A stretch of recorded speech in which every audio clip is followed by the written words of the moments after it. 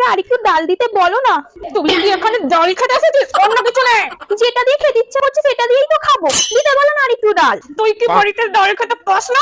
তুই বাড়িতে ডাল খেতে? জানোয়ারের বাচ্চা, বাড়িতে তো সবসময় মাংস মাংস করিস, এখানে মাংস খেতে পাচ্ছিস না? দিচ্ছি দাদা, এইখানে একটু আসুন তো, এখানে মাংস দিন তো। আরে আরে আরে আর না, এত মাংস দিও না। তুই কি চুপ করবি? মাংস দিয়ে খাওয়া বলে দিচ্ছে। 150 টাকা দিয়ে তরকারি বাকি দিয়েছি, যদি টাকা না উসুল করতে পারিস তো আমার একদিন কি তোর একদিন।